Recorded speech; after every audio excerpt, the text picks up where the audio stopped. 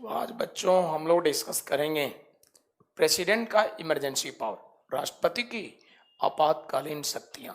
आइए देखा जाए ये आपातकालीन शक्तियां।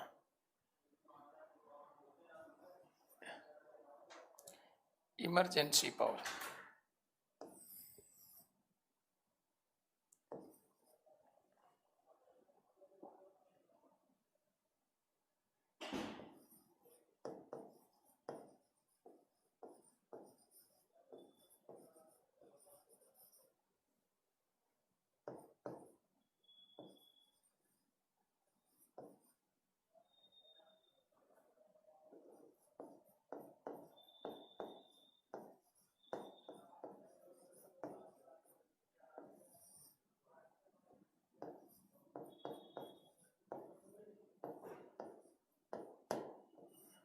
Emergency power.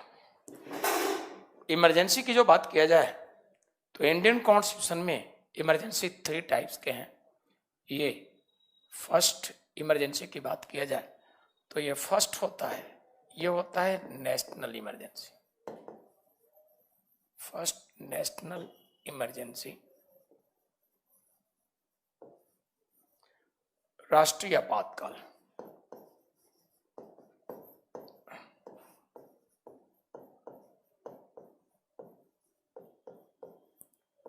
और इनके लिए आर्टिकल होता है 352। Under article 352 national emergency. And next होता है प्रेसिडेंट रूल।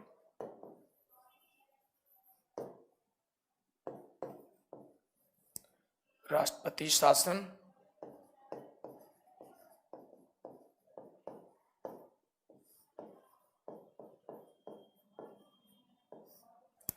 आर्टिकल होगा 356। और नेक्स्ट होगा फाइनेंशियल इमरजेंसी।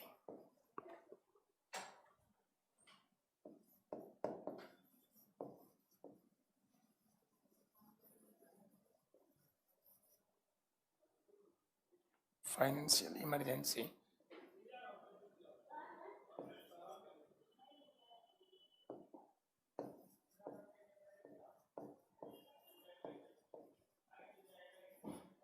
वित्तीय आपातकाल।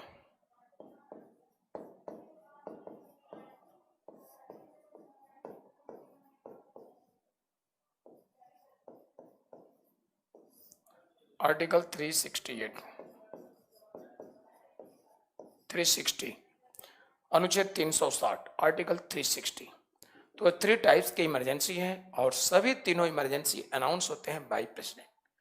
तीनों इमरजेंसी प्रेसिडेंट के द्वारा अनाउंस होते हैं, इसलिए ये राष्ट्रपति के द्वारा अनाउंस होते हैं, इसलिए ये राष्ट्रपति का इमरजेंसी पावर है।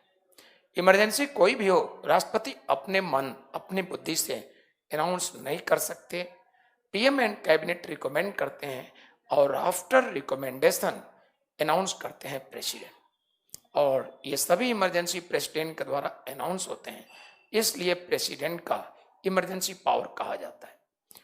इमरजेंसी एक टॉपिक सेपरेट मैं आप लोगों से डिस्कस करूंगा, इसलिए मैं आज इस पर डिटेल डिस्कस नहीं कर रहा हूं। जो कि सभी इमरजेंसी अनाउंस बाय प्रेसिडेंट, इसलिए प्रेसिडेंट का इमरजेंसी पावर ये कहा जाता है। ठीक है। और इमरजेंसी क्लास में डिटेल सभी तीनों इमरजेंसी पर हम डिस्कस करेंगे, नोट्स देंगे, राइट, सभी कुछ होगा डिटेल। ठीक है, क्योंकि इमरजेंसी बहुत ही महत्वपूर्ण टॉपिक है, हम लोग डिटेल यहाँ से डिस्कस करेंगे। आइए देखा जाए नेक्स्ट। और नेक्स्ट पावर हम लोग बातें करेंगे, ये होगा इस प्रकार से। और इसी के साथ अब हम लोग नेक्स्ट टॉपिक बातें करेंगे। नेक्स्ट होगा और ये होगा vice president.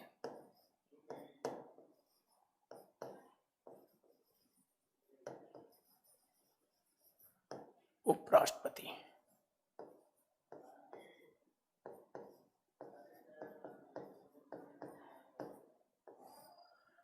Vice president post आता है अंडर आर्टिकल 63। अनुच्छेद 63 में ये पोस्ट आता है वाइस प्रेसिडेंट उपराष्ट्रपति का। Vice president post under article 63 अनुच्छेद 63। और वाइस प्रेसिडेंट जो पोस्ट होता है, ये पोस्ट इलेक्टेड होता है। इसलिए सबसे पहले हम लोग यहाँ बातें करेंगे इलेक्शन, हम लोग बातें करेंगे निर्वाचन। इलेक्शन निर्वाचन की बातें सबसे पहले। प्रेसिडेंट के इलेक्शन की जो व्यवस्था दी गई है, प्रेसिडेंट के लिए एक इलेक्टोरल बोर्ड होता है, एक निर्वाचन मंडल, मैं बता चुका हूं आप लोगों को। उसी तरह से वाइस प्रेसिडेंट के इलेक्शन की भी व्यवस्था है एक इलेक्टोरल बोर्ड द्वारा, और इनके इलेक्टोरल बोर्ड में मेंबर होते हैं the elected and nominated members of both houses of parliament. आप ये भी कह सकते हैं all members of both houses of parliament, यानी संसद के दोनों सदनों के निर्वाचित सदस्य ये होगा। तो संसद के दोनों सदनों के निर्वाचित ही नहीं, बल्कि ये कहिए जो मैंने अभी एक वर्ड इस्तेमाल किया कि संसद के दोनों सदनों के निर्वाचित और मनोनीत सदस्य। ऐसा क्यों किया? क्योंकि इससे आपका ध्यान मैं अट्रैक्ट कर सकूं कि सिर्फ और सिर्फ यहां पर मनोनीत सदस्य नहीं है निर्वाचित, और सिर्फ निर्वाचित भी नहीं है मनोनीत भी। जैसे राष्ट्रपति के लिए है इलेक्टोरल बोर्ड में point first the elected members of both houses of parliament. तो सिर्फ अगर मेंबर्स की बात किया जाए तो कंफ्यूजन के चांसेस हैं, लेकिन ये कह दिया गया द इलेक्टेड एंड नॉमिनेटेड तो ज्यादा कंफर्म हुआ, और इससे डिफरेंसेस भी समझ जाएंगे। यानी राष्ट्रपति के इलेक्टोरल बोर्ड में सिर्फ इलेक्टेड मेंबर होते हैं, और इनके इलेक्टोरल बोर्ड में इलेक्टेड नॉमिनेटेड दोनों होते हैं। तो इस प्रकार से यहां पर ध्यान देना है। यहां पर यह भी कह सकते हैं all members of both houses of parliament, संसद के दोनों सदनों के निर्वाचित सदस्य, और हाल में इलेक्टेड नॉमिनेटेड दोनों आ गए। क्लियर? यहां पर देखा जाए तो पहला डिफरेंस वाइस प्रेसिडेंट के इलेक्शन में इलेक्टोरल बोर्ड जो है इसमें नॉमिनेटेड मेंबर भी हैं, और प्रेसिडेंट में ऐसा नहीं है, सिर्फ इलेक्टेड है। नेक्स्ट डिफरेंस, प्रेसिडेंट के इलेक्टोरल बोर्ड में स्टेट के लेजिस्लेटिव असेंबली और यूनियन टेरिटरीज के लेजिस्लेटिव असेंबली के मेंबर भी हैं, बट वाइस प्रेसिडेंट के इलेक्टोरल बोर्ड में ऐसा नहीं है। वाइस प्रेसिडेंट के इलेक्टोरल बोर्ड सिर्फ पार्लियामेंट के मेंबर। तो डिफरेंस में आप बोलेंगे कि वाइस प्रेसिडेंट का इलेक्टोरल बोर्ड देखा जाए एक नैरो संकीर्ण शॉर्ट है, जबकि प्रेसिडेंट का इलेक्टोरल बोर्ड काफी ब्रॉड है, विस्तार है। क्लियर? अब हम लोग बातें करेंगे वाइस प्रेसिडेंट के नॉमिनेशन कैसे होते हैं। तो वाइस प्रेसिडेंट के नॉमिनेशन की व्यवस्था इस प्रकार से।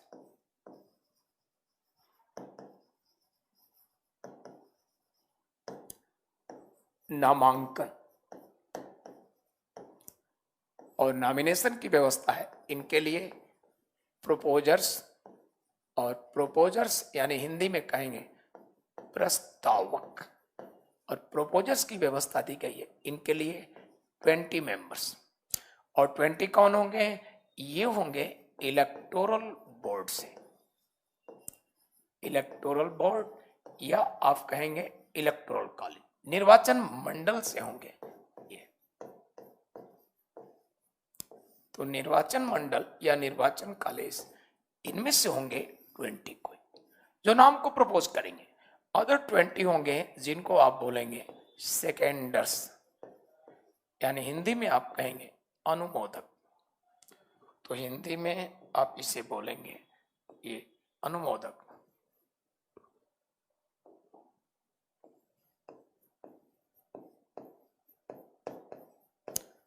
और अनुमोदक की संख्या भी है उतना ही 20, इसी में से 20 हम आप नहीं।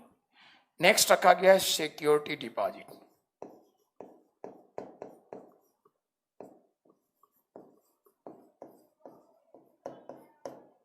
और ये है 15,000।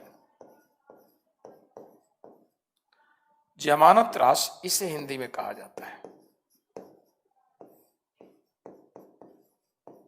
सिक्योरिटी डिपॉजिट जमानत राशि ये 15,000 रुपये।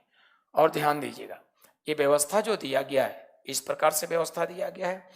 व्यवस्था जो 15,000 रुपये है, 15,000, 15,000 रुपये, अगर टोटल पोल्ड वोट जो वैलिड वोट है टोटल का 1/6 या मोर देन दिस वोट प्राप्त करते हैं, 1/6 या इनसे ज्यादा, तो 1/6 या इनसे ज्यादा वोट प्राप्त करते हैं तो भले ही इलेक्शन में हार गए, बट इनकी सिक्योरिटी अमाउंट 15,000 टोटल रिफंड होगा। बट 1/6 से कम प्राप्त किए तो ऐसी परिस्थिति में इनकी जमानत राशि जब्त हो जाएगी। यानी 1/7, 1/8, 1/10 प्राप्त किए तो जमानत राशि जब्त, बट 1/6, 1/5, 1/4 प्राप्त किए, इतना या ज्यादा तो टोटल रिफंड होगा। तो जब ये जब्त होगा उसी को बोलते हैं जमानत राशि जब्त होना। कमीशन पूछेगा क्वेश्चन कि उपराष्ट्रपति के इलेक्शन में जमानत राशि जब्त होने से बचने के लिए किसी प्रत्याशी को एटलीस्ट कितने वोट पाने आवश्यक हैं। अब आपका जवाब कितना होगा? 1/6। ठीक है, क्वालिफिकेशन बात करते हैं। प्रेसिडेंट के इलेक्शन में जो कॉन्स्टिट्यूशन में क्वालिफिकेशन की व्यवस्था है, इस पर हम लोग बातें करेंगे। क्वालिफिकेशंस योग्यताएं इनके लिए क्या, तो इनकी योग्यताओं की बात जो की गई है इस प्रकार से, ये हम लोग योग्यता देखें। नंबर फर्स्ट होगा he should be a citizen of India, उसे भारत का नागरिक होना चाहिए, नंबर फर्स्ट। और नंबर सेकेंड है इस प्रकार से, number second at least 35 years age complete होना चाहिए, यानी भारत के नागरिक होना चाहिए। और नेक्स्ट 35 वर्ष से कम उम्र न हो, 35 से ज्यादा हो, कम नहीं होना चाहिए, ये व्यवस्था है। और नेक्स्ट व्यवस्था जो दिया गया है इस प्रकार से,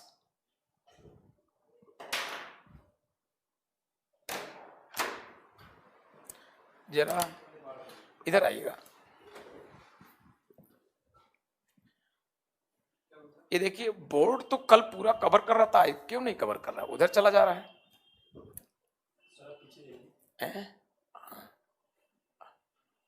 क्यों?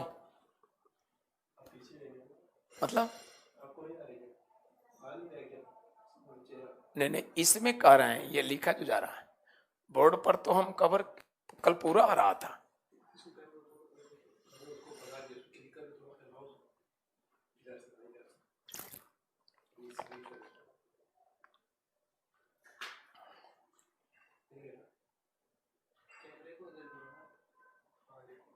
अब आ गया, हाँ बस अब आ गया, ठीक है ठीक है ठीक है, नहीं आना है, चलिए चलिए कोई खास नहीं।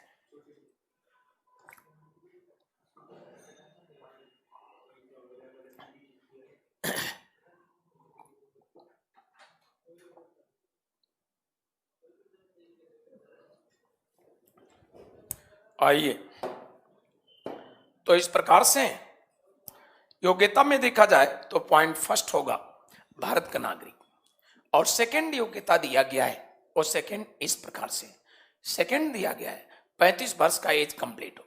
आप लोग ध्यान देंगे, पॉलिटिकल पोस्ट के लिए कोई भी पोस्ट हो, उनके योग्यता में मैक्सिमम एज का लिमिटेशन नहीं, सिर्फ लिमिटेशन किसका है? मिनिमम का। तो मिनिमम एज दिया गया है इनके लिए 35 कंप्लीट हो, मैक्सिमम चाहे जितना हो। और थर्ड योग्यता दिया गया है, तीसरी योग्यता राज्यसभा का मेंबर बनने के योग्य हो, राज्यसभा का मेंबर बनने के योग्य हो। इसका मतलब ये नहीं समझना है कि राज्यसभा का मेंबर इलेक्टेड हो, एक फॉर्मेलिटी है, और इनको फॉर्मेलिटी में राज्यसभा का क्यों दिया गया है और प्रेसिडेंट के योग्यता में लोकसभा का क्यों दिया गया है, समझिए। देखिए, प्रेसिडेंट के लिए योग्यता में लोकसभा का मेंबर इसलिए दिया गया है क्योंकि यूनियन एक्सिक्यूटिव के हेड होते हैं president, and union executive responsible to Lok Sabha. तो जिसके हेड होते हैं प्रेसिडेंट, यूनियन एक्सिक्यूटिव के हेड प्रेसिडेंट, और यूनियन एक्सिक्यूटिव लोकसभा के प्रति रिस्पॉन्सिबल है, इसलिए राष्ट्रपति की योग्यता में ये बात मेंशन है, लोकसभा के मेंबर बनने के योग्य हो। और वाइस प्रेसिडेंट में राज्यसभा इसलिए क्योंकि जो भी हमारे कंट्री के कॉन्स्टिट्यूशन के अकॉर्डिंग मेंबर्स ऑफ जो भी हमारे कंट्री में कॉन्स्टिट्यूशन के अकॉर्डिंग वाइस प्रेसिडेंट पोस्ट के लिए इलेक्टेड हुआ, उपराष्ट्रपति के लिए इलेक्टेड हुआ, बस उनके लिए व्यवस्था क्या है समझेंगे। उनके लिए व्यवस्था दिया गया है, वाइस प्रेसिडेंट के रूप में जो इलेक्टेड होगा उनके लिए व्यवस्था है, ओथ कराया जाएगा। कौन कराएगा? प्रेसिडेंट। और ओथ प्राप्त करते ही वो राज्यसभा के चेयरमैन हो जाते हैं, तो इनका रिलेशन है सीधे राज्यसभा से, इसलिए इनके योग्यता में दिया गया है राज्यसभा के मेंबर बनने के योग्य। और नेक्स्ट एंड लास्ट योग्यता इनके लिए है किसी प्रॉफिट पोस्ट किसी लाभ के पद पर न हो। और प्रॉफिट पोस्ट लाभ का पद मैं एक्सप्लेन कर चुका हूं, फिर से बता दूं, सुप्रीम कोर्ट प्रॉफिट पोस्ट लाभ के पद को लेकर क्राइटेरिया डिसाइड कर चुका है। नंबर फर्स्ट क्राइटेरिया डिसाइड किया है पोस्ट परमानेंट होना चाहिए, पद स्थायी हो। और सेकंड क्राइटेरिया है उस पोस्ट के साथ वेतन मिलता होना चाहिए। तो दो criteria supreme court profit post के लिए सुनिश्चित किया है। नंबर फर्स्ट पद अस्थायी हो और सेकंड वेतन मिलता होना चाहिए। अगर ये दोनों बातें किसी पोस्ट के साथ कैरी करते हैं तो उस पोस्ट को कहेंगे प्रॉफिट पोस्ट लाभ का पद है। क्लियर? ये व्यवस्था इनके लिए दिया गया। और इसी के साथ देखा जाए तो नेक्स्ट व्यवस्था, नेक्स्ट हम लोग देखें तो पॉलिटिकल पोस्ट जितने भी हैं ये प्रॉफिट पोस्ट नहीं होते हैं, क्योंकि ये परमानेंट होते ही नहीं। और इसी तरह से जितने गवर्नमेंट अदर पोस्ट हैं, जैसे आप लोग कल को सिलेक्ट होंगे, आपका पोस्ट प्रॉफिट पोस्ट है क्योंकि पोस्ट परमानेंट अस्थायी है। जब तक आपकी अवस्था 60 वर्ष पूरा नहीं हो जाती आप रहेंगे। स्वयं रिजाइन देते हैं बात अलग है, लेकिन वैसे हटने के चांस नहीं। इसलिए सभी सरकारी पोस्ट प्रॉफिट पोस्ट हैं। और आप किसी प्राइवेट पोस्ट पर हैं, आपका फिक्सेशन नहीं है, इसलिए परमानेंट नहीं है, इसलिए प्रॉफिट पोस्ट नहीं। बिजनेस व्यवसाय जितने हैं ये भी परमानेंट नहीं, इसलिए प्रॉफिट नहीं। तो इसी के साथ आप प्रॉफिट पोस्ट लाभ का पद समझ गए। राजेश जी का जरा सा विचार देख लें। आपने लिखा है सर आप महान हो, ऐसा कुछ नहीं है राजेश जी। चलिए हम लोग नेक्स्ट, तो प्रॉफिट पोस्ट मेरे ख्याल से कोई टेंशन नहीं होगा, सभी समझ गए होंगे। नेक्स्ट हम लोग चलते हैं और नेक्स्ट हम लोग बातें करेंगे वाइस प्रेसिडेंट के लिए वोटिंग कैसे होता है। देखिए वोटिंग प्रेसिडेंट का मैंने चार्ट बनाकर दिखाया था, सेम वही है, कोई डिफरेंस नहीं। इलेक्टोरल बोर्ड के मेंबर वोटिंग करेंगे, काउंटिंग का सेम वही तरीका। और इलेक्टेड हो गए तो ओथ कौन कराएगा इनको? प्रेसिडेंट। ओथ प्राप्त करते ही चेयरमैन हो गए राज्यसभा का। अब हम लोग बातें करें वाइस प्रेसिडेंट के लिए रिमूवल। तो सबसे पहले देखिए प्रेसिडेंट के रिमूवल के लिए स्पेशली एक वर्ड यूज किया गया है, इम्पीचमेंट। बट वाइस प्रेसिडेंट के रिमूवल के लिए कोई वर्ड यूज नहीं है, कोई भी स्पेशली वर्ड यूज नहीं किया गया। देखा जाए यहां पर रिमूवल प्रोसीजर वर्ड होता है, पद से हटाने की प्रक्रिया, कोई टेक्निकली वर्ड यूज नहीं। ठीक है, तो नंबर फर्स्ट डिफरेंस आपने देख लिया। नेक्स्ट डिफरेंस, वाइस प्रेसिडेंट के लिए रिमूवल के लिए जो प्रपोजल आता है ये राज्यसभा के मेंबर लाएंगे, और प्रेसिडेंट के लिए इम्पीचमेंट के लिए जो प्रपोजल आता है दोनों में से कोई भी हाउस ला सकते हैं, लोकसभा या राज्यसभा। सिमिलरिटी समानताएं क्या है अब इसको समझिए। 14 दिन पहले 1/4 मेंबर यहां भी इन्फॉर्म करेंगे और इम्पीचमेंट प्रेसिडेंट के लिए उसमें भी ये समानताएं हैं। आफ्टर दिस यहां पर क्या है, राज्यसभा के मेंबर कंप्लेन लाएंगे, वहां पर कोई भी हाउस। तो राज्यसभा के मेंबर जब कंप्लेन आए डिस्कस होगा, राज्यसभा से पास होना चाहिए by absolute majority. Absolute majority का मतलब हाउस की टोटल स्ट्रेंथ का ½ और पास हो गया। तो इस प्रकार से अब राज्यसभा से पास कर लोकसभा में भेजा जाएगा। लोकसभा से सामान्य बहुमत सिंपल मेजॉरिटी कहते हैं, प्रेजेंट का ½ इतनी छोटी बहुमत से पास हो गया, कहां से? लोकसभा से। तो उसी के साथ वाइस प्रेसिडेंट का पोस्ट वैकेंट। क्लियर? और मैं विचार जरा देख लूं राजेश जी का। तो राजेश जी ने विचार दिया है सर रवि सर को क्यों हटाया गया? राजेश आपको किसने बताया कि हटाया गया है, पहले ये बताइए। आपको किसने बताया कि हटाया गया? राजेश पहले ये बताइए, कमेंट कीजिए जल्दी।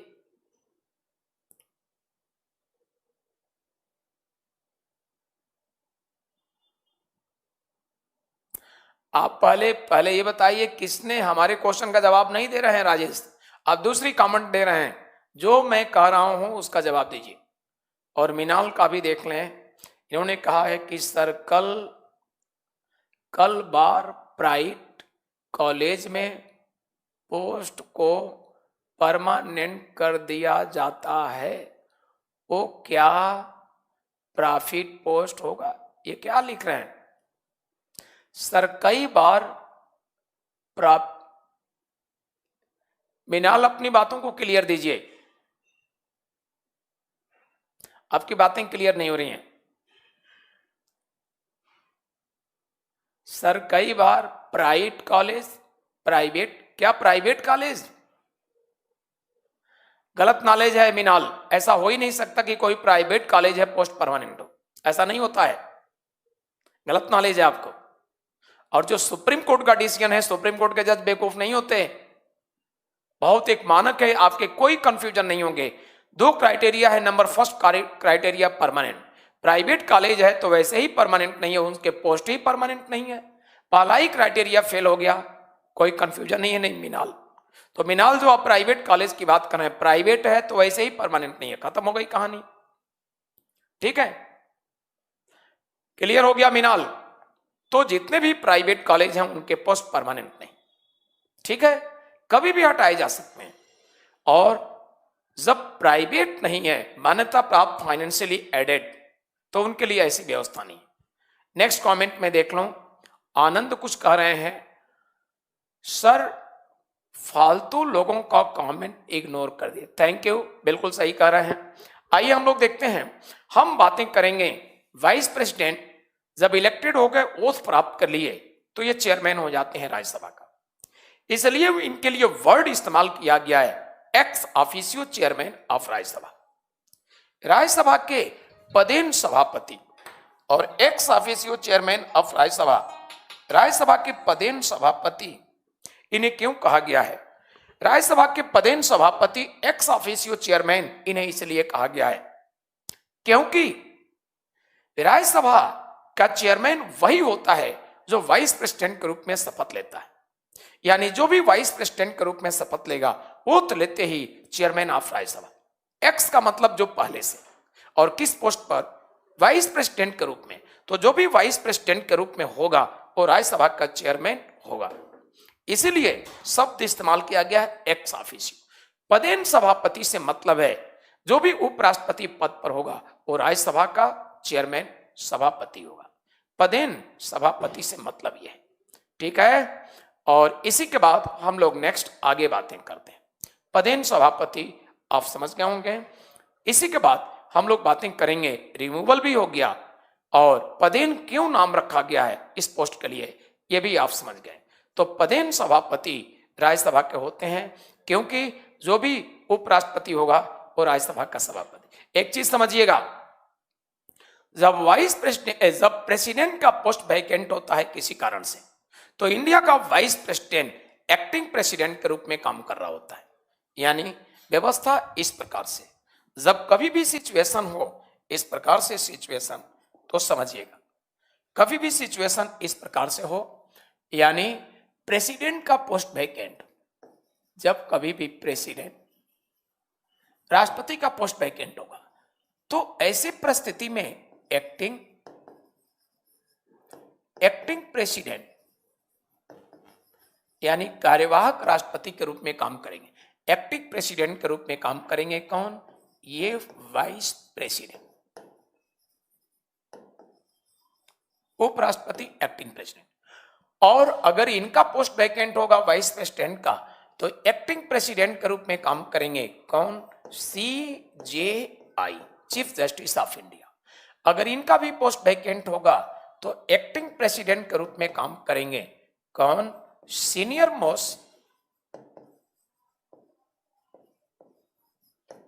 मोस्ट जज ऑफ सुप्रीम कोर्ट, सर्वोच्च न्यायालय का मुख्य न्यायाधीश। तो जब कभी भी प्रेसिडेंट का पोस्ट वैकेंट होगा तो एक्टिंग प्रेसिडेंट के रूप में काम करेंगे वाइस प्रेसिडेंट, इनका भी पोस्ट वैकेंट है तो CJI, इनका भी पोस्ट वैकेंट है तो सीनियर मोस्ट जज ऑफ सुप्रीम कोर्ट। ये सीक्वेंस है। तो जब कभी भी वाइस प्रेसिडेंट एक्टिंग प्रेसिडेंट के रूप में काम कर रहे होते हैं, उस समय राज्यसभा का चेयरमैनशिप नहीं संभालेंगे, और ऐसे परिस्थिति में राज्यसभा का वाइस चेयरमैन एक्टिंग चेयरमैन का काम करेगा। और जितने दिन वाइस प्रेसिडेंट एक्टिंग प्रेसिडेंट के रूप में काम कर रहे होते हैं, उतने दिन इनको सारा पावर और वेतन प्रेसिडेंट के रूप में मिलेगा। यह व्यवस्था है हमारे संविधान। और इसी के साथ देखा जाए तो वाइस प्रेसिडेंट की इलेक्शन कैसे, वोटिंग काउंटिंग कैसे, सेम प्रेसिडेंट जैसे पद से हटाने की रिमूवल कैसे, किस तरह से ये चेयरमैनशिप संभालते हैं, ये सारी बातें। इसी के बाद कुछ और बातें। कभी भी आपसे देखा जाए, पूछा गया कि एज ए वाइस प्रेसिडेंट इनको वेतन कितना होता है, तो ध्यान दीजिए, वाइस प्रेसिडेंट के लिए इलेक्टेड होते हैं, ओथ लेते हैं। मैंने बताया ओथ लेते ही चेयरमैन हो गए, यानी as a vice president no work no salary. उपराष्ट्रपति के रूप में इनके लिए कोई कार्य नहीं है और वाइस प्रेसिडेंट के रूप में कोई ऑफिस भी नहीं। चेयरमैन के रूप में इनकी सारी पावर, सारी जिम्मेदारी, वेतन भी। तो आपसे पूछा गया कि वाइस प्रेसिडेंट का वेतन कितना होता है, वेतन दिया गया 1,25,000, 1,00,000, 2,00,000, नानाबदीस। आपका जवाब नानाबदीस। चेयरमैन के रूप में क्या वेतन, तो आपका जवाब होना चाहिए ये वेतन सुविधा पावर एज ए चेयरमैन है, एज ए वाइस प्रेसिडेंट नहीं, क्योंकि ये वाइस प्रेसिडेंट के रूप में no work no salary. Clear. और इसी के साथ देखा जाए नेक्स्ट, तो नेक्स्ट हम लोग बातें करेंगे, ये होगा वाइस प्रेसिडेंट के बाद हम लोग बातें करेंगे काउंसिल ऑफ मिनिस्ट्री।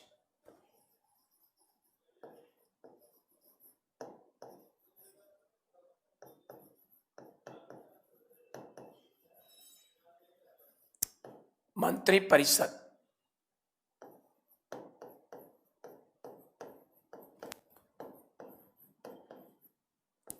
तो काउंसिल ऑफ मिनिस्ट्री मंत्री परिषद की व्यवस्था इंडियन कॉन्स्टिट्यूशन के आर्टिकल 74 में दिया गया। तो इंडियन कॉन्स्टिट्यूशन के आर्टिकल 74 में व्यवस्था है, इंडिया में एक काउंसिल ऑफ मिनिस्ट्री होगी जिसका हेड प्राइम मिनिस्टर होंगे और time to time prime minister and council of ministry का अदर मिनिस्टर मिल्स करके रिकमेंड करेंगे प्रेसिडेंट को, और इन्हीं के रिकमेंडेशन पर व्यवस्था है प्रेसिडेंट को काम करने का। लेकिन आर्टिकल 75 में जो व्यवस्था दिया गया है वो व्यवस्था है इस तरह से, प्रधानमंत्री अदर ऑल मिनिस्टर्स अपॉइंटेड होंगे बाय प्रेसिडेंट। ये आर्टिकल है 75 अंडर दिस व्यवस्था है। और व्यवस्था 75 के नेक्स्ट आर्टिकल में व्यवस्था दिया गया है कि central council of ministry collectively responsible to Lok Sabha, यानी केंद्र की मंत्री परिषद जो होती है वो सामूहिक रूप से लोकसभा के प्रति उत्तरदायी होती है। नेक्स्ट कहा गया है इन मंत्रियों के ओथ शपथ की भी बात की गई, इनके वेतन की भी व्यवस्था है। और इस प्रकार से अंडर आर्टिकल 75 यह भी कहा गया है कि कोई भी व्यक्ति मंत्री जो नियुक्त होता है by president but prime minister के रिकमेंडेशन पर, अगर प्रधानमंत्री किसी ऐसे व्यक्ति को चाहता है मंत्री नियुक्त करना, मंत्री होने के लिए जानते होंगे पार्लियामेंट के किसी हाउस का मेंबर होना जरूरी है, लोकसभा या राज्यसभा कोई भी हाउस, और इलेक्टेड नॉमिनेटेड जैसे हो, बट मंत्री होने के लिए जरूरी है संसद के किसी सदन का सदस्य हो, सदस्यता नहीं तो मंत्री नहीं। लेकिन प्राइम मिनिस्टर के निगाह में लगता है कि कोई व्यक्ति योग्य है बट पार्लियामेंट के किसी हाउस का मेंबर नहीं, तो प्रधानमंत्री रिकमेंड कर दिए राष्ट्रपति को, राष्ट्रपति सिग्नेचर कर दिए, मंत्री नियुक्त हो गया। बट ऐसा मंत्री जो पार्लियामेंट के किसी हाउस का मेंबर नहीं है, ऐसे मंत्री के लिए व्यवस्था है कि 6 महीने के अंतर्गत पार्लियामेंट के किसी हाउस का मेंबरशिप प्राप्त कर ले। अगर 6 महीने के अंतर्गत संसद के किसी सदन की सदस्यता प्राप्त कर लेता है तो उसकी मंत्री पद आगे भी बना रहेगा। लेकिन 6 महीने के अंतर्गत पार्लियामेंट के किसी हाउस का मेंबरशिप नहीं प्राप्त करता है तो 6 मंथ का लास्ट डे उसका मिनिस्टर पोस्ट क्या होगा, वैकेंट हो जाएगा। तो यह दिया गया है व्यवस्था काउंसिल ऑफ मिनिस्ट्री मंत्री परिषद के लिए, यानी इनका मीनिंग हुआ मंत्री तभी रह पाएगा जो संसद के किसी सदन का सदस्य। और इस प्रकार से हम लोग नेक्स्ट बातें करते हैं। नेक्स्ट बातें देखा जाए तो इस प्रकार से दिया गया।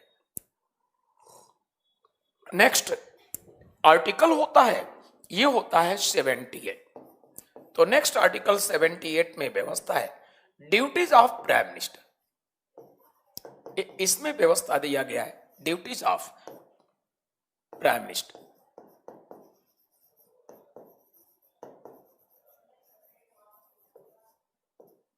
प्रधानमंत्री के कर्तव्य।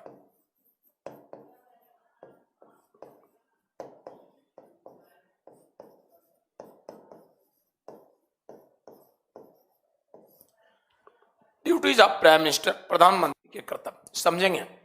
प्रधानमंत्री जो होते हैं उनके कर्तव्यों की व्यवस्था इस प्रकार से दी गई। कभी भी राष्ट्रपति कोई लेजिस्लेटिव प्रोपोजल या शासन प्रशासन के कार्यों से संबंधित राष्ट्रपति प्रधानमंत्री से कोई जानकारी मांगते हैं तो अंडर आर्टिकल 78 पीएम की ड्यूटी बनती है समय समय से राष्ट्रपति को जानकारी देते रहे शासन प्रशासन लेजिस्लेटिव प्रोपोजल से संबंधित। तो आपसे पूछा जाएगा कि प्रधानमंत्री के ड्यूटीज की व्यवस्था अंडर विच आर्टिकल मेंशन है, जवाब है। आपसे पूछा जाएगा कि केंद्र की सरकार कलेक्टिवली सामूहिक रूप से लोकसभा के प्रति उत्तरदायी है, किस आर्टिकल में व्यवस्था है, जवाब 75। या मंत्रियों की वोट शपथ की व्यवस्था किस आर्टिकल में, जवाब 75। ठीक है, इस तरह से नियुक्ति की भी व्यवस्था, जवाब 75। लेकिन भारत में एक मंत्री परिषद होगी जिसका प्रधानमंत्री होगा, किस आर्टिकल में, जवाब 74। ये व्यवस्था है। बट कितने प्रकार के मिनिस्टर होंगे ये आपकी कॉन्स्टिट्यूशन में मेंशन नहीं है। आइए देखें। अभी आपने देखा नरेंद्र मोदी जी की मंत्री परिषद सेटअप हुई है, जल्दी, बहुत जल्दी आपके सामने, कल ही वो प्रोग्राम चला सब कुछ।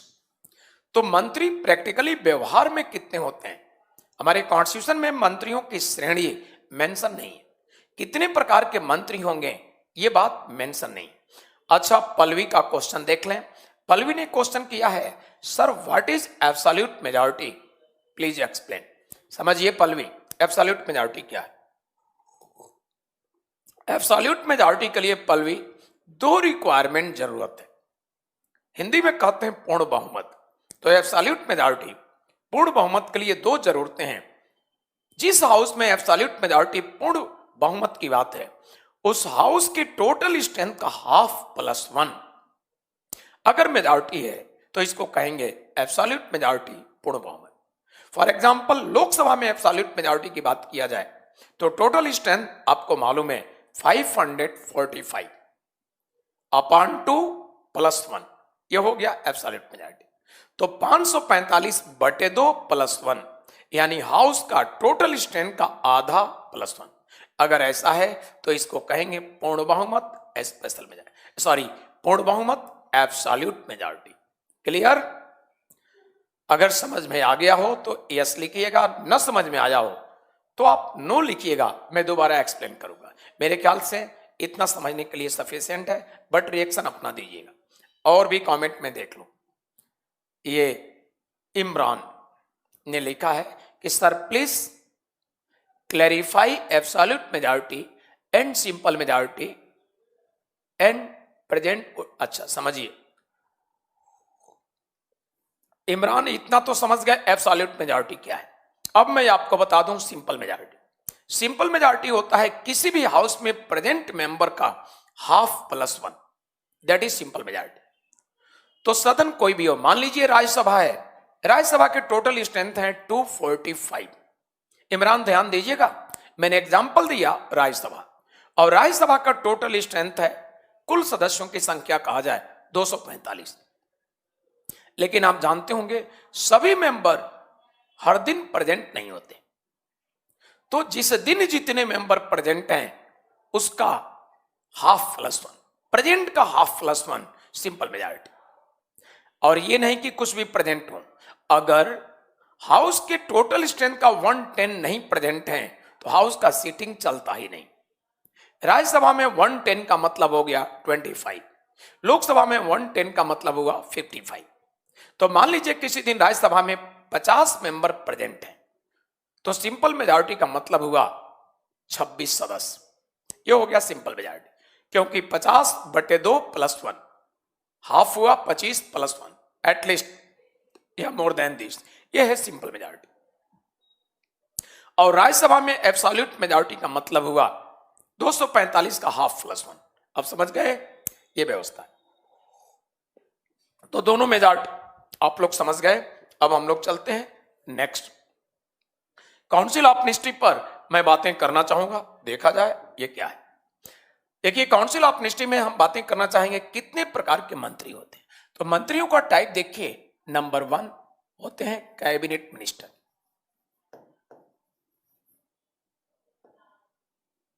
यह है कैबिनेट मिनिस्टर।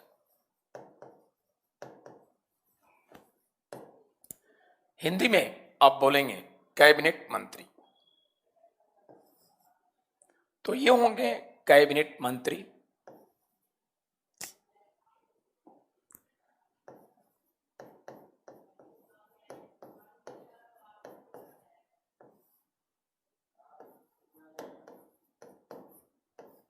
और अब हम लोग नेक्स्ट की बात करते हैं।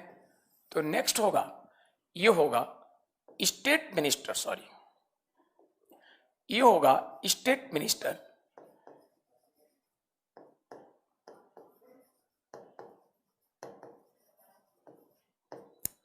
Independent charge.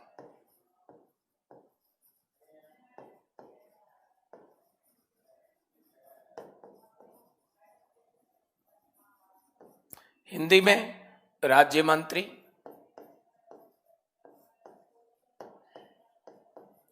स्वतंत्र प्रभार।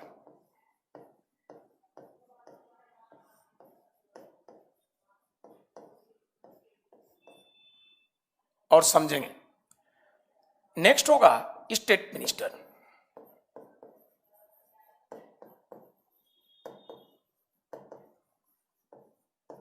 यानी हिंदी में बोलेंगे राज्य मंत्री।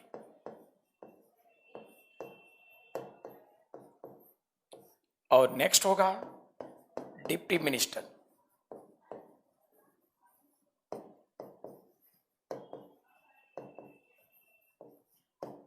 यानी हिंदी में उप मंत्री। तो इस प्रकार से मंत्रियों की श्रेणी है।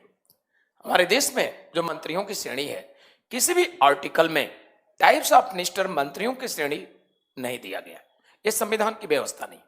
बट व्यवहार में प्रैक्टिकली इसका यूज होता है।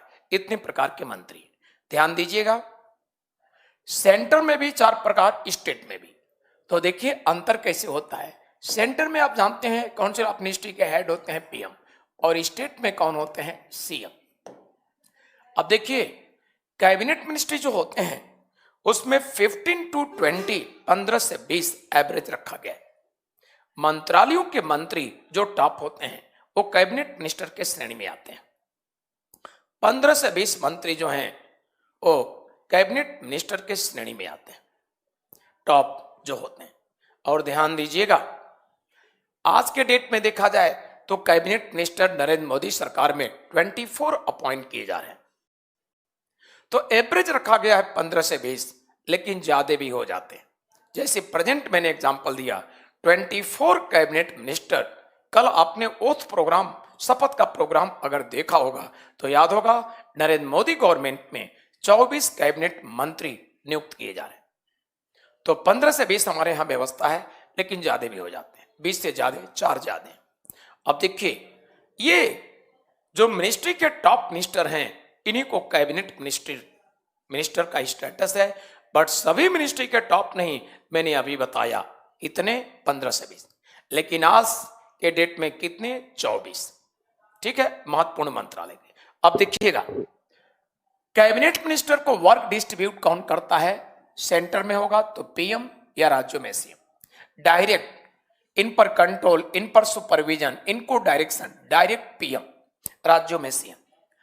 स्टेट मिनिस्टर इंडिपेंडेंट चार्ज को भी डायरेक्ट कौन, पीएम सीएम, सेम होनी जैसे।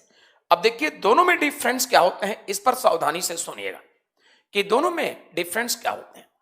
अच्छा, योगी जी ने अपना विचार दिया है कि मोदी सरकार इज गुड सरकार। हाँ भाई बिल्कुल गुड सरकार हम भी मानते हैं, काहे चिंता कर रहे हैं। चलिए गुड, अगर काम अच्छा करेंगे तो पब्लिक उनको गुड कहेगी ही, आगे भी अच्छा करें आगे भी गुड रहेंगे, काम से ही आदमी का पहचान होता है। आइए देखिए, तो यहां पर देखिए स्टेट मिनिस्टर इंडिपेंडेंट चार्ज जो है, राज्य मंत्री स्वतंत्र प्रभार, इनको भी work distribute direct PM, supervision control direct PM. But दोनों में अंतर क्या है समझिए। स्टेट मिनिस्टर इंडिपेंडेंट चार्ज जो होते हैं ये कैबिनेट के मेंबर नहीं होते। कैबिनेट की सीटिंग आपके कंट्री में, मंत्रिमंडल की बैठक हमारे देश में वीकली होता है, साप्ताहिक होता है, और उसके हेड कौन होते हैं? Prime minister. तो वीकली जो कैबिनेट की सीटिंग होती है उसमें सिर्फ कैबिनेट मिनिस्टर ही पार्टिसिपेट करते हैं, सिर्फ मंत्रिमंडल कैबिनेट मंत्री जो हैं उन्हीं के सदस्य भाग लेते हैं और कोई नहीं। बट कभी भी जो state minister independent charge minister हैं, इनको जो वर्क जिम्मेदारी मिला है, जो भी डिपार्टमेंट, इनके डिपार्टमेंट से रिलेटेड कोई गंभीर मुद्दा है कैबिनेट के सीटिंग में, तो कैबिनेट का हेड प्रधानमंत्री विद रेस्पेक्ट इनको भी कैबिनेट के सीटिंग में ऑफर आमंत्रित कर लेगा। तो जब कभी भी ओकेजनली ऑफर आमंत्रण पीएम के द्वारा मिलता है तभी ये पार्टिसिपेट करते हैं। तो ऐसे ऑफर आमंत्रण के समय स्टेट मिनिस्टर इंडिपेंडेंट चार्ज भी पार्टिसिपेट करता है, और इस प्रकार से ये जनरली कैबिनेट के सीटिंग में state minister independent charge participate नहीं करता। ओकेजनली जब इनके डिपार्टमेंट से रिलेटेड कोई मैटर है तो पीएम ऑफर आमंत्रित करेगा और इनको भी पार्टिसिपेट कर लेगा। अब ध्यान दीजिए, नीचे के जो मिनिस्टर हैं, स्टेट मिनिस्टर, डिप्टी मिनिस्टर, ये ओकेजनली भी कैबिनेट के सीटिंग में पार्टिसिपेट नहीं करते हैं। तो कहा जाएगा कि state minister independent charge cabinet level के मिनिस्टर हैं बट कैबिनेट के मेंबर नहीं होते। ठीक है, ये कहना उचित है, क्योंकि ओकेजनली पार्टिसिपेट करते हैं बट करते हैं। नीचे के minister, state minister, deputy minister कभी भी नहीं पार्टिसिपेट करते। और चूंकि state minister independent charge cabinet के मेंबर नहीं हैं, ये दोनों बातें। आपको यूपी पीसीएस का एक क्वेश्चन सुना दूं। यूपी पीसीएस पीटी में एक क्वेश्चन पूछा गया है, 4 मंत्री मैंने दिखाया, 4 type A B C D A option था। पूछा गया था इनमें से कौन सा मिनिस्टर है जो कैबिनेट लेवल का होता है बट कैबिनेट का मेंबर नहीं होता। आपका सही जवाब होगा, बोलिएगा, चारों में कौन होगा? आप लोग समझ गए हैं, देखा जाए क्या जवाब देते हैं। 4 मंत्री दिए हैं। यूपी पीसीएस का क्वेश्चन बता दूं, इनमें से कौन सा मंत्री जो कैबिनेट लेवल का है बट कैबिनेट का मेंबर नहीं होता? बोलिए, चारों में कौन होगा? जल्दी जवाब दीजिए, 2 मिनट का टाइम दे रहे हैं।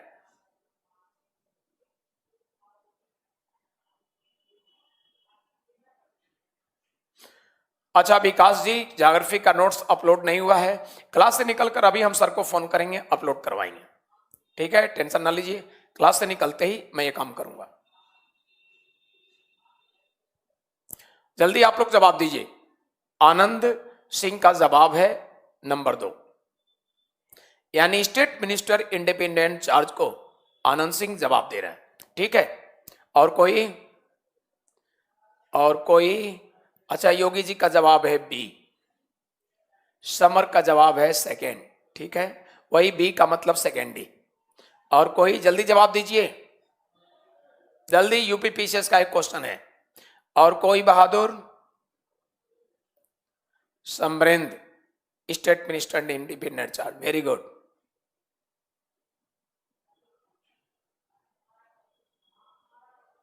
और कोई? वेरी गुड, बहुत अच्छा लगा कि सभी लोगों का जवाब सही जवाब है। ये मुझे आप लोगों ने बड़ा खुशी दिया। मुझे खुशी इस बात की है कि आप लोग केयरफुल होकर हमारी बातों को समझते हैं। जो भी समझाया है मुझे इस बात की खुशी है कि सभी लोग समझ गए। तो यूपी पीसीएस से क्वेश्चन पूछा था ये मंत्रियों के विषय में कि कौन सा मंत्री जो कैबिनेट का मेंबर नहीं होता बट कैबिनेट लेवल का होता है, मैं इसने एक्सप्लेन किया। इस एक्सप्लेनेशन को आप समझ गए हैं सभी लोग, अच्छी बात है। आइए अब आगे चलते हैं। देखिए 3rd नंबर पर है स्टेट मिनिस्टर। तो स्टेट मिनिस्टर को जो भी वर्क डिस्ट्रीब्यूट होता है डायरेक्ट पीएम सीएम नहीं। मान लीजिए कोई स्टेट मिनिस्टर है होम मिनिस्ट्री का, तो होम मिनिस्ट्री का स्टेट मिनिस्टर है और होम मिनिस्ट्री में कैबिनेट मिनिस्टर राजनाथ सिंह है, इसलिए वर्क डिस्ट्रीब्यूट वही करेंगे, डायरेक्ट पीएम नहीं। कोई फॉरेन मिनिस्टर का डिप्टी मिनिस्टर है तो उसको वर्क डिस्ट्रीब्यूट कौन करेंगे? फॉरेन मिनिस्ट्री के कौन? Cabinet minister. तो इस तरह से वर्क डिस्ट्रीब्यूट होते हैं, यानी नीचे के मंत्री स्टेट मिनिस्टर और डिप्टी मिनिस्टर को वर्क डिस्ट्रीब्यूट पीएम नहीं करेंगे, प्रधानमंत्री नहीं। अब समझ गए होंगे। तो सबसे निम्न स्तर का मंत्री आप कहेंगे डिप्टी मिनिस्टर, उप मंत्री। क्लियर? इस तरह से व्यवस्था दिया गया है। और इसी के साथ आप मंत्रियों की श्रेणी देख लिए। आपसे अगर क्वेश्चन पूछा गया कि काउंसिल ऑफ मिनिस्ट्री और कैबिनेट मिनिस्टर में डिफरेंस क्या है, अब इसके बारे में भी समझ लीजिए आप लोग। तो काउंसिल ऑफ मिनिस्ट्री और कैबिनेट मिनिस्टर में डिफरेंस अगर किसी को एक्सप्लेन करना है, माना कि एसएसपी आप दे रहे हैं, आप पीसीएस आईएएस इंटरव्यू दे रहे हैं, आपसे कमीशन क्वेश्चन किया कि कैबिनेट मिनिस्टर और काउंसिल ऑफ मिनिस्ट्री, कैबिनेट मंत्री और मंत्री परिषद में अंतर क्या है, या ये सीडीएस में या आईएएस-पीटी में क्वेश्चन दिया, सेंटेंस दिया है और पूछा है कि कैबिनेट मिनिस्टर और काउंसिल ऑफ मिनिस्टर में डिफरेंस इनमें से क्या सत्य है। तो आप समझिएगा, ये मान लीजिए ये कैबिनेट मिनिस्टर, सपोज कर लीजिए ये छोटा सर्किल मैंने दिया, ये कैबिनेट मिनिस्टर, और इसके ऊपर एक बड़ा सर्किल मैं तैयार कर रहा हूं, भले ही गोला ना हो बट सर्किल मानिए, तो इसको आप कहेंगे कैबिनेट मिनिस्टर। ये कैबिनेट यानी मंत्रिमंडल, और ये है ये मंत्रिमंडल, और नेक्स्ट काउंसिल ऑफ मिनिस्ट्री।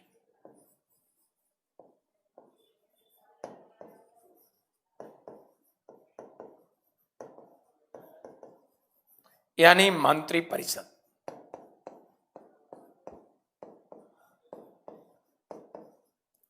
ये तो कैबिनेट यानी मंत्रिमंडल और next council of ministry, difference समझिए। मैंने अभी बताया कि 15 से 20 मंत्रालयों के जो टॉप मोस्ट मिनिस्टर हैं वो कैबिनेट की श्रेणी में आते हैं, ठीक, और सभी मंत्री जो हैं छोटे बड़े वो काउंसिल ऑफ मिनिस्ट्री के।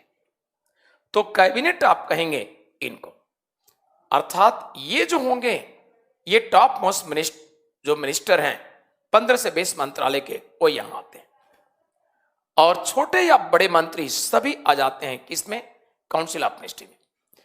तो आप ये कहेंगे कि कैबिनेट के मिनिस्टर काउंसिल ऑफ मिनिस्ट्री के भी मेंबर होते हैं, और काउंसिल ऑफ मिनिस्ट्री के सभी मेंबर कैबिनेट के मेंबर नहीं होते।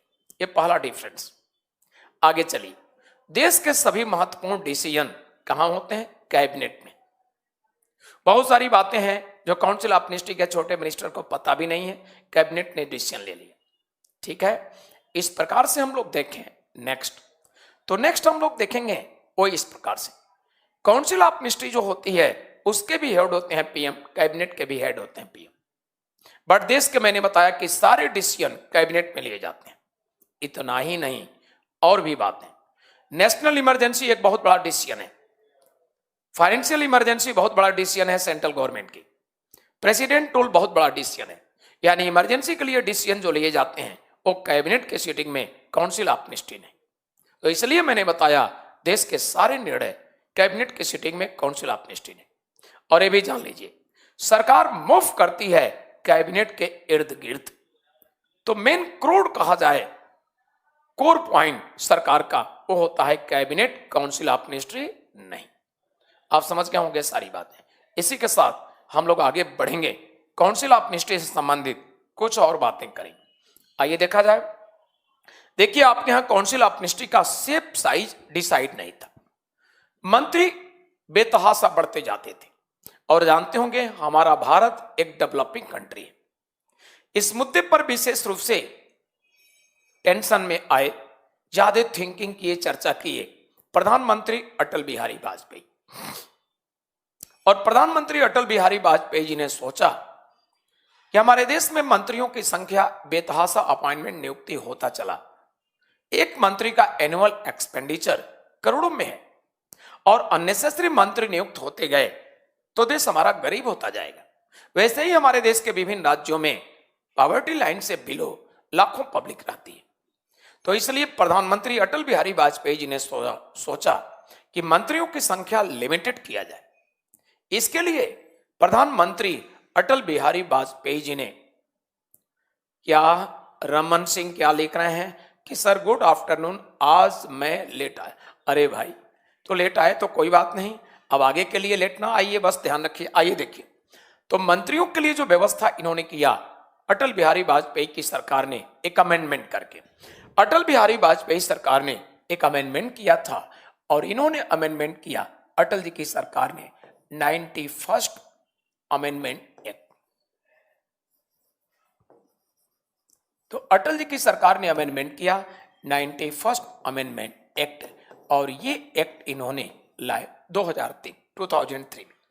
By this amendment Atal Bihari Vajpayee ji की सरकार ने व्यवस्था दिया कि सेंटर में मंत्रियों की जो संख्या होगी लोकसभा के टोटल स्ट्रेंथ का कितनी होगी, 15%।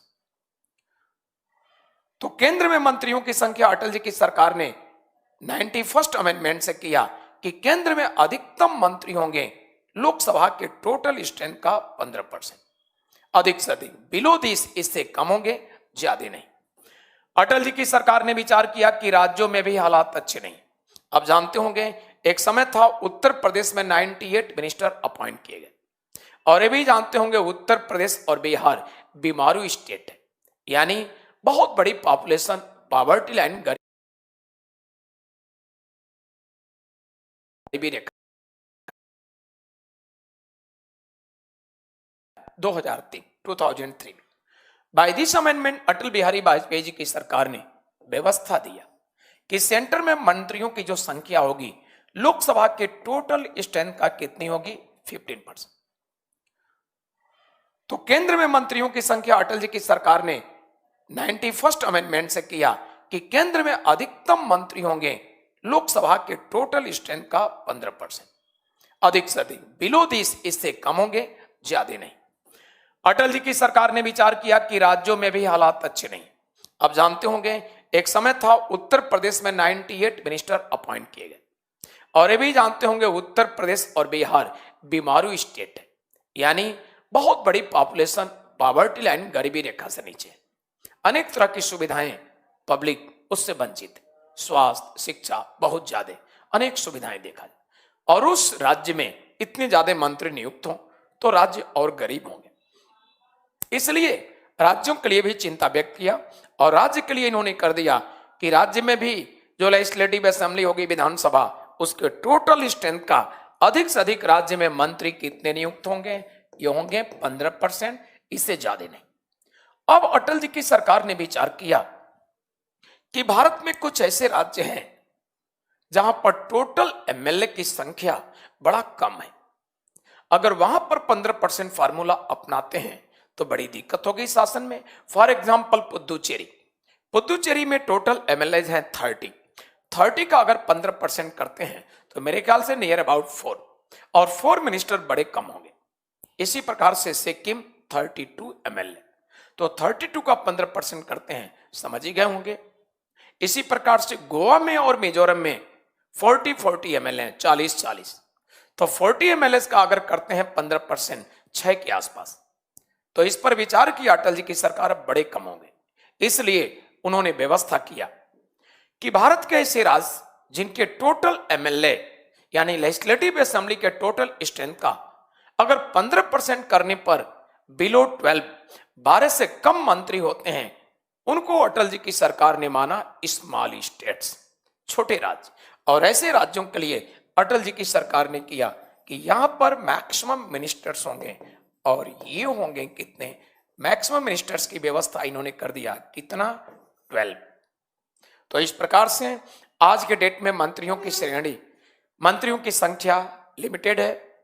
आप ये जान लीजिए किस अमेंडमेंट से लिमिटेड किया गया, जवाब, कब किया गया, किसके शासनकाल, जवाब, और कितने परसेंट, ये भी समझ गए। किसका परसेंटेज, राज्यसभा का नहीं, संसद का भी नहीं, लोकसभा।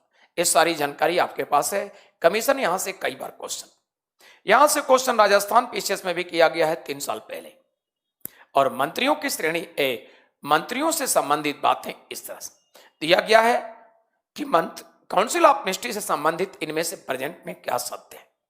दिया गया कि सेंट्रल काउंसिल ऑफ मिनिस्ट्री में मंत्रियों की मैक्सिमम संख्या होगी राज्यसभा के टोटल स्ट्रेंथ का 15%, बी ऑप्शन संसद के टोटल स्ट्रेंथ का 15%, सी ऑप्शन लोकसभा के टोटल स्ट्रेंथ का 20%, और नेक्स्ट ऑप्शन इस प्रकार से दिया गया है, नन ऑफ दिस। क्या जवाब होगा आपका? आपका जवाब होगा नन ऑफ दिस। क्योंकि लोकसभा से 20 है, राज्यसभा से 15, संसद से 15। तो 15 राज्यसभा का नहीं है, संसद का मतलब लोकसभा राज्यसभा दोनों। ये भी गलत है, सही जवाब होगा नन ऑफ दिस। क्लियर? इस प्रकार से भी क्वेश्चन पूछे गए हैं, आप कर लेंगे। परसेंटेज पूछेगा ये भी, किस संशोधन से, कब किया गया, किसके शासनकाल, यहां से कई बार क्वेश्चन और सारी बातें, सारी इंफॉर्मेशन मिल रहे हैं। इसी के साथ अब हम लोग बातें करते हैं काउंसिल ऑफ मिनिस्ट्री के बाद हम लोग बातें करेंगे नेक्स्ट, और नेक्स्ट होगा प्राइम मिनिस्टर। आप सभी जानते होंगे काउंसिल ऑफ मिनिस्ट्री का हेड प्राइम मिनिस्टर होता है। प्रधानमंत्री के लिए हमारे संविधान में कहा गया है कि लोकसभा में बहुमत दल का नेता होना चाहिए। ठीक है, तो लोकसभा में बहुमत दल का नेता होना चाहिए से मीनिंग क्या है समझिएगा। यानी प्रधानमंत्री के लिए व्यवस्था कहा गया है कि लोकसभा के मेंबर और बहुमत दल का नेता, ये व्यवस्था। लेकिन आपके संविधान में ये बातें रिजिड नहीं, यानी कोई व्यक्ति राज्यसभा का मेंबर है, उसके लिए आज के डेट में प्रधानमंत्री के योग्यता में कोई कमी नहीं। जो भी मेंबर होगा राज्यसभा का, अगर वो चाहता है तो उसके लिए व्यवस्था क्या है समझ लीजिएगा। उसके लिए व्यवस्था किया गया, प्रधानमंत्री कोई नियुक्त किया गया बाई प्रेसिडेंट, बट राज्यसभा का मेंबर है, तो उसके लिए व्यवस्था रखा गया है। राज्यसभा का मेंबर वो है, प्रधानमंत्री नियुक्त होगा। प्रधानमंत्री नियुक्त होने के बाद व्यवस्था इस तरह से दी गई कि वह प्रधानमंत्री रहते हुए किसी ऐसे मंत्री को जो लोकसभा का मेंबर हो उसको नियुक्त कर देगा, क्या, लीडर ऑफ लोकसभा, और राज्यसभा के मेंबर रहते हुए प्रधानमंत्री रहेगा। क्लियर? अब आगे नेक्स्ट देखा जाए। नेक्स्ट इसका एग्जाम्पल है डॉक्टर मनमोहन सिंह। मनमोहन सिंह असम से राज्यसभा के मेंबर थे, प्रधानमंत्री नियुक्त हो गए। उस समय प्रणब मुखर्जी जी फाइनेंस मिनिस्टर थे मनमोहन सिंह के शासन में और लोकसभा के मेंबर, तो इनको नियुक्त कर दिया मनमोहन सिंह ने लीडर ऑफ लोकसभा, यानी लोकसभा के नेता के रूप में नियुक्त कर दिया। और इस प्रकार से राज्यसभा के मेंबर रहते मनमोहन सिंह पीएम रहे। प्रणब जी जब प्रेसिडेंट इलेक्टेड हो गए तो leader of Lok Sabha post vacant हो गया। मनमोहन सिंह सुशील कुमार शिंदे जी जो कैबिनेट मिनिस्टर थे और लोकसभा के मेंबर भी थे, इनको इन्होंने अपॉइंट कर दिया लीडर ऑफ लोकसभा, और इस तरह से मनमोहन सिंह अपने 5 इयर्स टर्म कंप्लीट किए। तो इसका मीनिंग हुआ कि प्राइम मिनिस्टर होने के लिए लोकसभा का मेंबर होना कंपलसरी नहीं है, और मिनिस्टर होने के लिए भी कंपलसरी नहीं।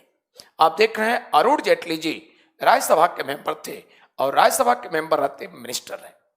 स्मृति ईरानी जी राज्यसभा के मेंबर थे और राज्यसभा के मेंबर रहते मिनिस्टर नहीं। तो जवाब पीएम के रूप में मनमोहन सिंह देखा। इसके पहले भी हुआ है स्वर्गीय इंदिरा गांधी।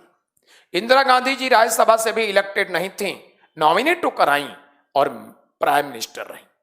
तो आपके यहां ये हिस्ट्री है, देख चुके हैं, यानी लोकसभा का मेंबर होना कंपलसरी नहीं है। क्लियर? और इसी के साथ अब हम लोग बातें करते हैं नेक्स्ट, और नेक्स्ट हम लोग बातें करेंगे पार्लियामेंट, संसद की बातें करेंगे। तो आइए देखा जाए इनके लिए। देखिए पार्लियामेंट की व्यवस्था इंडियन कॉन्स्टिट्यूशन में है अंडर आर्टिकल 79। अंडर आर्टिकल 79 व्यवस्था दिया गया है पार्लियामेंट, संसद के लिए। पार्लियामेंट संसद की व्यवस्था है, और संसद पार्लियामेंट की व्यवस्था जो दी गई है इसको हम लोग देख लें। पार्लियामेंट के इस प्रकार से पार्लियामेंट के लिए व्यवस्था है इस प्रकार से। इनके लिए व्यवस्था है नंबर फर्स्ट प्रेसिडेंट, यानी राष्ट्रपति, और पार्लियामेंट का next part second council of state,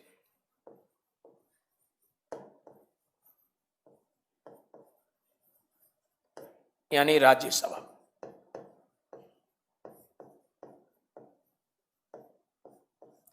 और नेक्स्ट होगा, ये होगा Lok Sabha, house of people.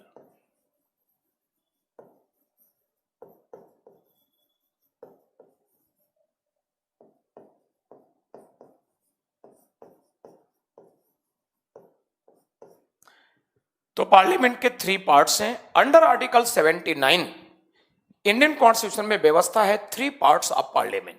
First president राष्ट्रपति, and second council of state Rajya Sabha, and third house of people Lok Sabha. ये 3 पार्ट्स हैं पार्लियामेंट के अंडर आर्टिकल 79 व्यवस्था है। लेकिन एक बात मैं आप लोगों को बताना चाहूंगा, आर्टिकल 79 में जो पार्लियामेंट के 3 पार्ट्स हैं उसमें आपने देखा फर्स्ट पार्ट यानी प्रेसिडेंट के विषय में हम लोग डिस्कस कर चुके हैं। यानी हम लोगों को डिस्कस करना है किस रूप में, हाउसेस का, राज्यसभा लोकसभा। निशांत कुमार कुछ लिख रहे हैं सर राज्य मंत्री क्या होता है। अरे भाई अभी मैंने क्लियर किया, मंत्रियों की श्रेणी में 3rd नंबर का रैंक है। आप जैसे देखते हैं क्लर्क हैं, कोई हेड क्लर्क है, कोई सेक्शन ऑफिसर है, रैंक है।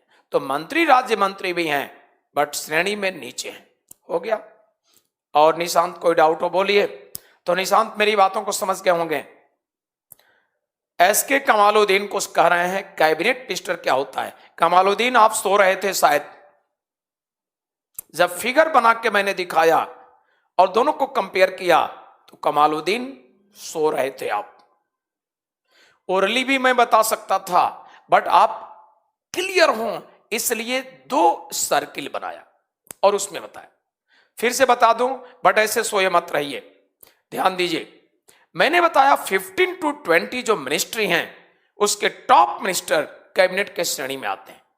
मैंने प्रेजेंट व्यवस्था को भी एक्सप्लेन किया, बताया कि प्रेजेंट टाइम में मंत्रियों की कैबिनेट मिनिस्टर की जो श्रेणी दी गई है उसमें नरेंद्र मोदी सरकार 20 तक नहीं 24 कर दिया है। तो 15 से 20 मंत्रालय जनरली देखा गया उनके टॉप मिनिस्टर कैबिनेट की श्रेणी में, मंत्रिमंडल की श्रेणी में, और ये टॉप होते हैं। तो आपका क्वेश्चन है क्या होते हैं, अब समझिएगा ध्यान से, सब सुनते चलिए। और दूसरी चीज टॉप होते हैं, दूसरी चीज इनको वर्क डिस्ट्रीब्यूट डायरेक्ट पीएम करता है, राज्यों में सीएम। और इतना ही नहीं, कुछ और भी बातें समझिए। क्या इनको सुपरविजन डायरेक्शन डायरेक्ट पीएम, कोई मंत्री नहीं। क्लियर। और इस प्रकार से स्टेट मिनिस्टर की मैंने बात किया इंडिपेंडेंट चार्ज, तो मैंने कहा इनको भी work distribute supervision control direct PM. But अंतर क्या है, ये कैबिनेट के मेंबर नहीं होते। और साथ साथ मैंने बताया ओकेजनली कोई ऐसा मैटर है जो department state minister independent charge को मिला है, इनके डिपार्टमेंट से रिलेटेड कोई मुद्दा है कैबिनेट में, तो प्राइम मिनिस्टर इनको भी ऑफर आमंत्रित करेंगे और ये पार्टिसिपेट करेंगे। इसका मतलब हुआ कि state minister independent charge cabinet की सीटिंग में जनरली पार्टिसिपेट नहीं करता, सामान्य रूप से भाग नहीं लेता। ओकेजनली जब पीएम इनवाइट करते हैं तो ओकेजनली भी भाग लेता बट यही लेता। स्टेट मिनिस्टर कैबिनेट के सीटिंग में कभी पार्टिसिपेट नहीं कर सकते, डिप्टी मिनिस्टर कभी नहीं कर सकते। इसलिए कहा गया है स्टेट मिनिस्टर इंडिपेंडेंट चार्ज को, ये कैबिनेट के लेवल है बट कैबिनेट के मेंबर नहीं होते। तो स्टेट मिनिस्टर मंत्रियों की श्रेणी में मंत्री ही है, 3रे नंबर की श्रेणी। डिप्टी मिनिस्टर मंत्री ही है, बिल्कुल नीचे का है, सभी मंत्री हैं। किसका क्या लेवल आपने देख लिया। और cabinet and council of ministry में मैंने डिफरेंस भी बताया। मैंने बताया कि कैबिनेट के सभी मेंबर काउंसिल ऑफ मिनिस्ट्री के मेंबर होते हैं बट काउंसिल ऑफ मिनिस्ट्री के सारे मेंबर कैबिनेट के मेंबर नहीं। कंपेयर भी किया है, डिटेल समझ गए। तो अब कमालुद्दीन बताइए क्या समझ गए या नहीं। अगर समझ गए कमालुद्दीन, निशांत अगर समझ गए हैं जो भी क्वेश्चन पूछे हैं तो अब यस बोलिए। कमालुद्दीन अगर अभी भी ना समझे हो तो नो बोलिए, मैं आपको दोबारा एक्सप्लेन करूंगा। अगर समझ गए हो तो यस। क्लियर। कोई और डाउट किसी को, बट जब भी समझाया जाए तो ध्यान दीजिए, ठीक है। कोई और बोलिए, कोई डाउट। एसके कमालुद्दीन समझ गए, यस। कोई और डाउट किसी स्टूडेंट का हो, अपने डाउट क्वेश्चन कर लीजिए। किसी को भी डाउट हो तो आप क्वेश्चन कर लीजिए, नहीं है डाउट। चलिए तो हम लोग नेक्स्ट हम लोग बातें ये करेंगे कि पार्लियामेंट का जो फर्स्ट पार्ट है प्रेसिडेंट ऑलरेडी डिस्कस कर चुके हैं, इन पर डिस्कस नहीं करना है। हम लोग डिस्कस दोनों हाउसेस का करेंगे। तो आइए डिस्कस करते हैं दोनों हाउसेस का। हम लोग सबसे पहले बात करेंगे फर्स्ट हाउस, अपर हाउस, और ये होता है राज्यसभा।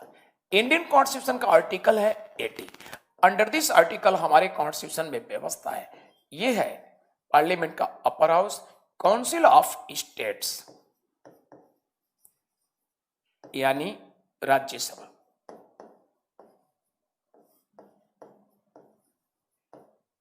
राज्यसभा, देखिए राज्यसभा में व्यवस्था जो दिया गया है, ये व्यवस्था है मैक्सिमम मेंबर्स, हिंदी में आप कहेंगे अधिकतम सदस्यों की संख्या, और ये संख्या डिसाइड है 250। अब 250 का स्ट्रक्चर भी आप देख लीजिए, इसमें स्ट्रक्चर दिया गया है 238 इलेक्टेड। तो इसमें व्यवस्था है इस प्रकार से,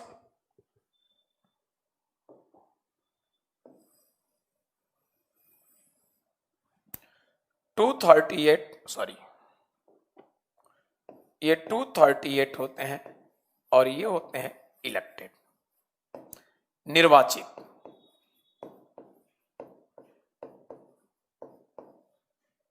ये 238 निर्वाचित, शेष यानी 12 ये होते हैं नॉमिनेट।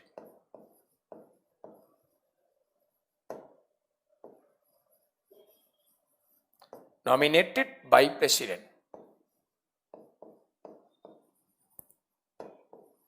राष्ट्रपति के द्वारा मनोनीत। और ये जो राष्ट्रपति के द्वारा नॉमिनेटेड होते हैं कुछ विशेष फील्ड से आते हैं। ये फील्ड है लिटरेचर, हिंदी में आप कहेंगे साहित्य, नेक्स्ट साइंस, हिंदी में विज्ञान, और नेक्स्ट आर्ट, हिंदी में कला, और नेक्स्ट सोशल सर्विस, समाज सेवा, ये व्यवस्था है। तो इस प्रकार से इन क्षेत्रों से आते हैं राष्ट्रपति के द्वारा नॉमिनेट होकर। तो ये रहा मैक्सिमम मेंबर, अधिकतम सदस्यों की संख्या 250, जो आपने स्ट्रक्चर देखा। अब हम लोग बातें करेंगे प्रेजेंट मेंबर यानी वर्तमान सदस्य।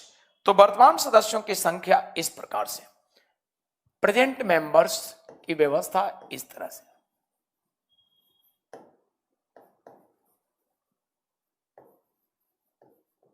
वर्तमान सदस्यों की संख्या, और ये संख्या है 245, 245।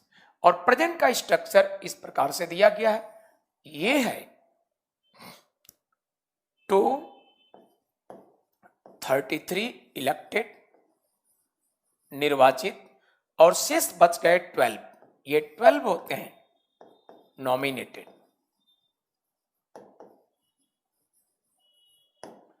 बाई प्रेसिडेंट,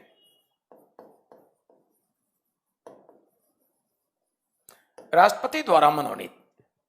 233 का स्ट्रक्चर इस प्रकार से है, इसमें से 229 इलेक्टेड होते हैं फ्रॉम स्टेट्स, तो राज्यों से निर्वाचित, शेष हो गए 4, ये चार इलेक्टेड होंगे फ्रॉम यूनियन टेरिटरीज, संघ राज्य क्षेत्रों से। और 4 जो यूनियन टेरिटरी से है इसको भी डिवाइड कर लीजिए, ये 3 from Delhi and 1 from Puducherry, ये रेशियो है, आपने देखा। अब देखिए कमीशन यहां से प्रश्न कैसे करते हैं। कमीशन प्रश्न करते हैं कि प्रेजेंट टाइम में राज्यसभा में राज्यों से कितने टोटल मेंबर है, हो गया 233। टोटल यूनियन टेरिटरी से कितने मेंबर हैं, उसका भी जवाब हो गया। और इसी प्रकार से सबसे कम मेंबर किस टेरिटरी से हैं, जवाब पुदुचेरी। सबसे ज्यादा किस टेरिटरी से हैं, दिल्ली। निशांत का कुछ विचार है, मैं देख लूं। सर वीडियो बफरिंग हो गया था इजीली, अच्छा इसलिए छूट गया था। अच्छा चलिए कोई बात नहीं। अब किसी को भी कोई कहीं डाउट हो, पढ़ने में कहीं कंफ्यूजन हो, कोई दिक्कत आ रहा हो, तो प्लीज इसके लिए कोई हेजिटेशन नहीं, क्वेश्चन पूछना मत भूलिएगा। कोई डाउट हो जरूर पूछ लीजिए। वीडियो में अच्छे से सुनने देखने के कारण ना समझ पाए या कोई भी प्रॉब्लम हो, या आपको क्वेश्चन पूछना है, कभी भी कोई सब्जेक्ट टीचर से एकदम फ्रेंडली लीजिए, कोई डाउट हो पूछिए, बात कीजिए, ठीक है। देखिए जितने अच्छे ढंग से आपके डाउट क्लियर होंगे उतने ज्यादा क्वेश्चन आप अच्छा से करेंगे और उतने ही ज्यादा स्कोर करेंगे। स्कोर करने के लिए सिर्फ ब्रिलियंट होना जरूरी नहीं है, ब्रिलियंसी तो जरूरी है ही है, लेकिन आपके पढ़ने के तरीके भी कंपटीशन में बड़ा मीनिंग रखते हैं। यानी कभी भी क्लास कर रहे हैं, सब्जेक्ट कोई भी हो, कोई डाउट हो तो पक्का टीचर से मिलिए, क्वेश्चन कीजिए। आइए कमालुद्दीन के कुछ क्वेश्चन आ गए हैं। Defence minister and home minister में क्या डिफरेंस है? बहुत बड़ा डिफरेंस है। देखिए कमालुद्दीन, होम मिनिस्टर जो होता है उसको जिम्मेदारी दी गई है इंटरनल सिक्योरिटी, आंतरिक सुरक्षा, और डिफेंस मिनिस्टर के अंडर आता है सीमा की जिम्मेदारी। ठीक है, सेना से संबंधित। तो सेना का काम क्या है? सेना का दुश्मनों से सुरक्षा, ठीक है, बाउंड्री सीमा से सुरक्षित। यानी इंटरनल सिक्योरिटी, आंतरिक सुरक्षा की जिम्मेदारी डिफेंस मिनिस्टर की नहीं होती, बाउंड्री सीमा पर होती है उनकी जिम्मेदारी। अब समझ गए? और होम मिनिस्ट्री की जिम्मेदारी है आंतरिक सुरक्षा, इंटरनल सिक्योरिटी। बहुत बड़ा डिफरेंस है। तो इस प्रकार से आपका जवाब हो गया। हम लोग आगे चलते हैं। तो आपने देख लिया, ये राज्यसभा प्रेजेंट का मैंने दिखा दिया। अब हम लोग बातें करेंगे राज्यसभा के मेंबर जो इलेक्टेड हैं, कुछ नॉमिनेटेड, इस पर बातें। देखिए राज्यसभा के मेंबर जो नॉमिनेटेड हैं, आपको याद होगा सचिन तेंदुलकर जी पर क्वेश्चन हो चुका है। आपसे मैं पूछूं कि सचिन तेंदुलकर जी नॉमिनेटेड हुए बाय प्रेसिडेंट, इनमें से किस क्षेत्र में से सचिन तेंदुलकर नॉमिनेटेड हुए? मैं क्वेश्चन दे रहा हूं। नंबर फर्स्ट, ए ऑप्शन होगा स्पोर्ट, बी कला, और सी सोशल सर्विस, समाज सेवा, डी नन ऑफ दीज। तो सचिन तेंदुलकर इनमें से किस ग्राउंड पर नॉमिनेटेड हुए बाय प्रेसिडेंट? मैंने बोला ए स्पोर्ट, बी आर्ट, और C social service, D none of these. जवाब दीजिए जल्दी आप लोग। अच्छा, इसके कमालुद्दीन लिखे हैं आर्ट, और कोई? समरेंद्र स्पोर्ट। और कोई जवाब दीजिए, 2 मिनट का टाइम है, जल्दी आप लोग जवाब दें। थोड़ा आप लोगों को देख लें कैसा जवाब दे रहे हैं। अजीत ए क्या है भाई? स्पोर्ट। अच्छा ठीक है। और कोई? एस के कमालुद्दीन तो दे ही चुके हैं, बी हो गया। और कोई? अजीत भी ये स्पोर्ट। समझेंगे सभी लोग, सबका जवाब गलत है। सही जवाब होगा सी, यानी सोशल सर्विस। इसको लेकर डिस्प्यूट सुना दो। देखिए मनमोहन सिंह की सरकार आपके कंट्री में थी, नॉमिनेशन जो होता है राज्यसभा में सेंट्रल गवर्नमेंट रिकमेंड करती है और राष्ट्रपति सिर्फ सिग्नेचर करते हैं। नॉमिनेटेड बाय प्रेसिडेंट का मीनिंग है। तो मनमोहन सिंह की सरकार ने नॉमिनेट जो किया सोशल सर्विस के बेसिस पर, और कुछ ही महीना बीते थे, विरोधी दलों ने केस कर दिया सुप्रीम कोर्ट में। सुप्रीम कोर्ट में जब केस हियरिंग हुआ, सॉरी ये केस हुआ था दिल्ली हाई कोर्ट में। दिल्ली हाई कोर्ट में जब हियरिंग हुआ तो इसमें दलील दिए गए मिस्टर तेंदुलकर एक ग्रेट क्रिकेटर है, सोशल सर्विसमैन नहीं है, और क्रिकेट खेलना अपने आर्ट में आर्ट है, इसलिए आर्ट के बेसिस पर तेंदुलकर को मनमोहन सरकार को नॉमिनेट करना चाहिए। सोशल सर्विसमैन नहीं है, सोशल सर्विस के बेसिस पर नहीं। फिर डिसीजन भी दे दिया मनमोहन सरकार के अगेंस्ट दिल्ली हाई कोर्ट ने कि मनमोहन सरकार के द्वारा सोशल सर्विस पर सचिन तेंदुलकर का नॉमिनेशन गलत है। जैसे ही ये डिसीजन आया, मनमोहन सरकार सुप्रीम कोर्ट में चैलेंज कर दिया, और सुप्रीम कोर्ट में जब इस केस पर हियरिंग हुआ तो ऐसे परिस्थिति में दोनों तरफ के सबूत सुप्रीम कोर्ट ने सुने, और सुप्रीम कोर्ट ने अपने डिसीजन में दिया, क्या दिया उसने डिसीजन में? सबूत मिल गए कि मिस्टर तेंदुलकर इंडिया के विभिन्न चैरिटी के थ्रू लंबे समय से सोशल सर्विस करते आ रहे हैं। इसलिए सुप्रीम कोर्ट ने अपना डिसीजन दिया कि मिस्टर तेंदुलकर का नॉमिनेशन सोशल सर्विस के बेसिस पर किया जाना, मनमोहन सरकार के द्वारा किया जाना 100% राइट है, उचित है। और सुप्रीम कोर्ट जो डिसीजन ऑर्डर करता है वह लॉ, कानून माना गया है। इसलिए आज आपसे क्वेश्चन पूछा गया कि मिस्टर तेंदुलकर जी का नॉमिनेशन प्रेसिडेंट किस बेसिस पर किया? ऑप्शन है sport, art, social service, none of these. आपका सही जवाब होगा सोशल सर्विस। ये सुप्रीम कोर्ट का डिसीजन है, तो कोई टेंशन नहीं है। और इसी के बाद अब हम लोग आगे बढ़ते हैं। आगे हम लोग बातें करेंगे कि राज्यसभा के मेंबर का इलेक्शन किस प्रकार से हुआ है। तो अच्छा, एसके कमालुद्दीन कुछ कह रहे हैं, बड़ा लंबा लिखे हैं। सर अमित शाह, शाह नहीं शाह, तो अभी तक राज्यसभा के मेंबर हैं, तो वो कैसे होम मिनिस्टर हो? सबसे पहले कमालुद्दीन अपनी भाषा को बदलिए, बड़ा गंदा भाषा है। आपने लिखा है गया, हो गया। आप शायद कमालुद्दीन जी अमित शाह के पिता के उम्र के होंगे, तो हमेशा लैंग्वेज भाषा पे लोग ध्यान दीजिए। आप लोगों को ऑफिसर बनना है, ध्यान दीजिए। मिनिस्टर होने के लिए अभी कुछ देर पहले मैंने बताया, प्राइम मिनिस्टर होने के लिए भी हाउस का मेंबरशिप बाउंडेड नहीं। मैंने अभी बताया कि मनमोहन सिंह राज्यसभा के मेंबर थे, प्रधानमंत्री हुए। अनेक मंत्रियों की बात है। अभी कुछ समय पहले आपने सुना अरुण जेटली जी राज्यसभा के मेंबर थे और मंत्री रहे। स्मृति ईरानी जी राज्यसभा की मेंबर थी, मंत्री नहीं। तो मंत्री होने के लिए लोकसभा का मेंबर जरूरी नहीं है, किसी हाउस के मेंबर हो। और कमालुद्दीन, यह भी जान लीजिए भाई, अभी कुछ समय पहले गुजरात से चुनाव लड़े हैं जो लोकसभा का अमित शाह, उसमें इलेक्टेड हो चुके हैं काफी वोटों से। तो प्रेजेंट टाइम में अमित शाह जी लोकसभा के मेंबर है। राज्यसभा का मेंबरशिप पक्का है, त्यागेंगे, रिजाइन करेंगे। और आप कमालुद्दीन, यह भी खबर आपको मिला होगा, कैबिनेट मिनिस्टर के रूप में ओथ कल को ले चुके हैं। तो अमित शाह इस समय राज्यसभा के मेंबर इलेक्टेड हैं। जल्दी ही आपको खबर मिलेगा कि लोकसभा के मेंबर इलेक्टेड हो चुके हैं, खबर मिलेगा और राज्यसभा के मेंबर को त्याग देंगे। और मंत्री के लिए जो आश्चर्य कर रहे हैं, ये मत आश्चर्य कर दीजिए कमालुद्दीन कि लोकसभा का मेंबर होगा वही मंत्री होगा, ऐसा नहीं। कोई भी हाउस का मेंबर हो। सामने एग्जाम्पल है स्मृति ईरानी जी, अरुण जेटली जी, और लोग भी हैं। अब समझ गए होंगे। तो ये जरूरी नहीं कि मंत्री होने के लिए लोकसभा का मेंबर चाहिए। हालांकि अमित शाह लोकसभा के मेंबर इलेक्टेड हो चुके हैं। क्लियर? इसी के बाद हम लोग नेक्स्ट बातें करते हैं। हम लोग बातें करेंगे कि राज्यसभा के मेंबर का इलेक्शन कैसे होता है। देखिए, राज्यसभा के मेंबर की इलेक्शन की व्यवस्था इस प्रकार से, हम आप पब्लिक जो होते हैं, हम आप पब्लिक से मीनिंग है ऐसी पब्लिक जिनका एज 18 ईयर्स, जिनका एज 18 ईयर्स या मोर देन दिस, 18 वर्ष या इनसे ज्यादा अवस्था प्राप्त हो, ऐसी पब्लिक डायरेक्ट वोटिंग करती है किनके लिए?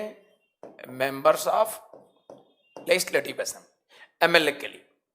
और एमएलए डायरेक्ट वोटिंग करते हैं किनके लिए? ये वोटिंग करते हैं मेंबर्स ऑफ राज्यसभा।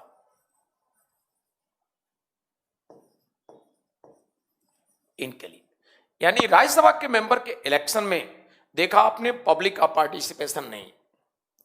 पब्लिक का पार्टिसिपेशन क्या डायरेक्ट है? या पूछा गया क्या राज्यसभा के मेंबर के इलेक्शन में पब्लिक का पार्टिसिपेशन है, पब्लिक भाग लेती है? तो आप बताइए यस। लेकिन अगला क्वेश्चन, क्या राज्यसभा के मेंबर के इलेक्शन में पब्लिक डायरेक्ट पार्टिसिपेट करती है? तो आपका जवाब होगा नो। पब्लिक किस इलेक्शन में पार्टिसिपेट करती है? But indirect. किसके थ्रू? समझिए। देखिए, इनको एमएलए को इलेक्ट करके पब्लिक भेजा और एमएलए इस इलेक्शन में पार्टिसिपेट करते हैं। अगर एमएलए इनके इलेक्शन में पार्टिसिपेट करते हैं तो एमएलए के द्वारा पब्लिक का पार्टिसिपेशन इस इलेक्शन में माना गया। यानी पब्लिक राज्यसभा के मेंबर के इलेक्शन में पार्टिसिपेट करती है बट दूसरे के थ्रू करती है, इसलिए इस इलेक्शन में पब्लिक का पार्टिसिपेशन इनडायरेक्ट है, दूसरे के थ्रू है, डायरेक्ट नहीं है। और इस कारण से इस इलेक्शन को बोला जाता है इनडायरेक्ट इलेक्शन। क्लियर? ध्यान दीजिए, राज्यसभा को कहा गया है, राज्यसभा परमानेंट हाउस नहीं है। राज्यसभा को कहा गया है, राज्यसभा को कहा गया है परमानेंट हाउस है। राज्यसभा स्थायी सदन है। क्यों परमानेंट हाउस कहा गया है? क्योंकि इसके मेंबर सभी एक साथ लोकसभा के जैसे रिटायर्ड नहीं होते, और सभी एक साथ रिटायर्ड नहीं होते, और राज्यसभा कभी भी डिजॉल्व नहीं होता। राज्यसभा के member 1/3 each after 2 year retired होते हैं, यानी राज्यसभा के मेंबर हर दूसरे वर्ष पर रिटायर्ड होते हैं और जितने रिटायर्ड हुए उतने ही इलेक्ट होकर आ भी जाते हैं। तो बस आगे भी हर 2 साल के बाद यही प्रक्रिया चलती रहती है, यानी 1/3 हर 2 वर्ष पर रिटायर्ड और जितने रिटायर्ड उतने ही उसी वर्ष इलेक्टेड। फिल्डअप हो गया, जो वैकेंट हुआ फिल्डअप, 1/3 रिटायर्ड, 1/3 इलेक्टेड आ जाएंगे। ये कंटिन्यू प्रोसेस है, तो हर 2 वर्ष पर 1/3 मेंबर रिटायर्ड होते हैं। ये कंटिन्यू प्रोसेस है, सभी मेंबर ने एक साथ रिटायर्ड होते, न एक साथ इलेक्टेड होकर आते और नहीं राज्यसभा कभी डिसॉल्व होता। इसलिए राज्यसभा को कहा गया है परमानेंट हाउस, स्थायी सदन। क्लियर? तो राज्यसभा के मेंबर का इलेक्शन कैसे होता आपने देख लिया। यानी राज्यसभा के मेंबर के विषय में बताना हो तो बताइए, the members of Rajya Sabha elected by indirect election on the basis of adult franchise. Rajya Sabha के मेंबर वयस्क मताधिकार के आधार पर एकल संक्रमणी मत द्वारा अप्रत्यक्ष रूप से निर्वाचित होते हैं, प्रत्यक्ष निर्वाचन नहीं होता। तो इस प्रकार से देखा जाए, दिव्य प्रकाश का भी कुछ विचार है, मैं देख लूं, कमेंट आ गया है। क्या राज्यसभा के मेंबर का इलेक्शन और एमएलसी का इलेक्शन एक जैसा होता है? नहीं दिव्य प्रकाश जी, ये गलत है, एक जैसे नहीं होता। मैं अंतर बता दूं, एमएलसी के इलेक्शन जो होते हैं ये 4 कैटेगरी में, जबकि राज्यसभा के मेंबर के इलेक्शन एक ही। 4 कैटेगरी कौन? एमएलसी के मेंबर हाउस के टोटल स्ट्रेंथ का 1/3 एमएलए के द्वारा इलेक्टेड हो गया, इनडायरेक्ट। सेकेंड पॉइंट, 1/3 शेष जो हैं उस राज्य के लोकल बॉडीज के द्वारा, यानी नगर पालिका, नगर निगम, पंचायत के सदस्य द्वारा निर्वाचित।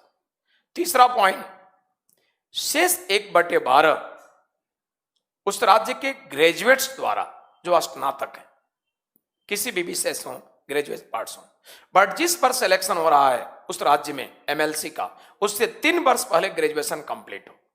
फोर्थ पॉइंट, लेजिस्लेटिव काउंसिल के 1/12 मेंबर जो इलेक्टेड होते हैं उस राज्य के शिक्षकों द्वारा, और ये शिक्षक कैसा?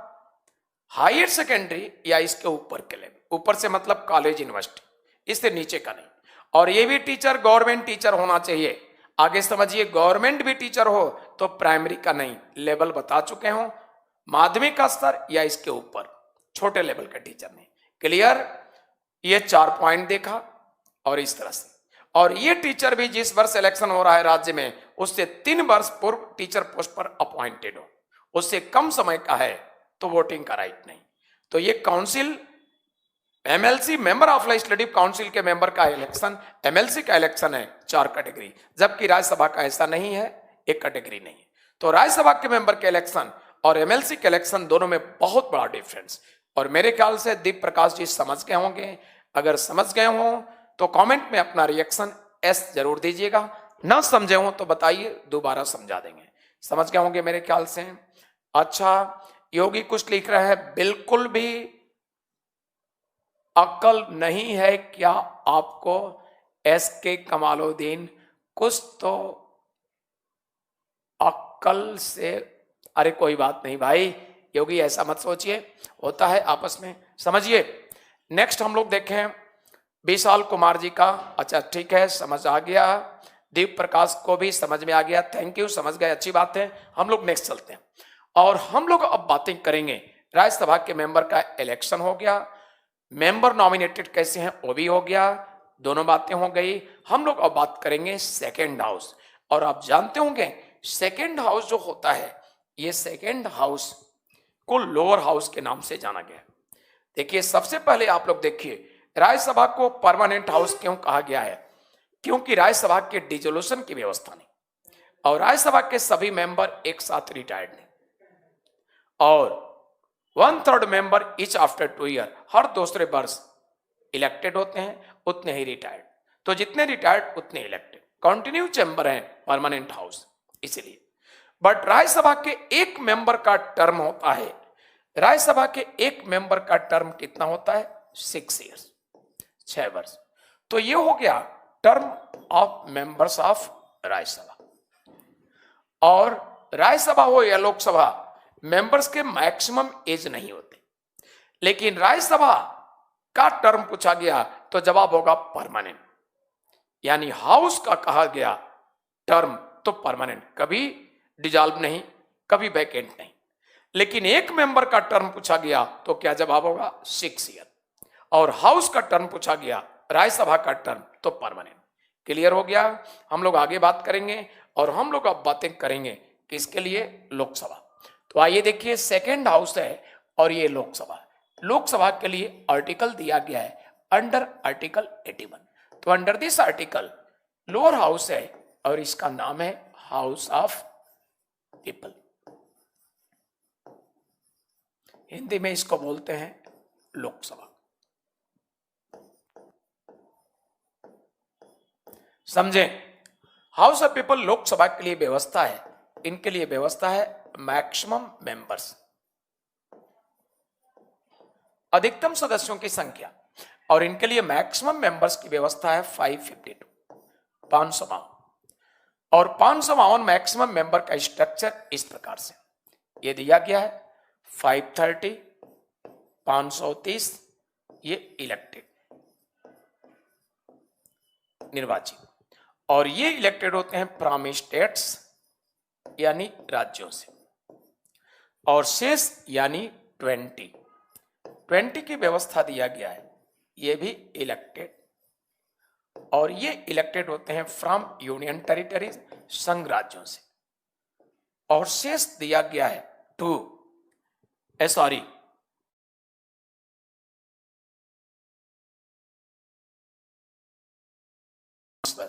और प्रेजेंट मेंबर्स की संख्या 545, और 545 का स्ट्रक्चर प्रेजेंट का आप देखिए इस प्रकार से, ये होगा 530, 530 ये कहां से हैं? ये होंगे इलेक्टेड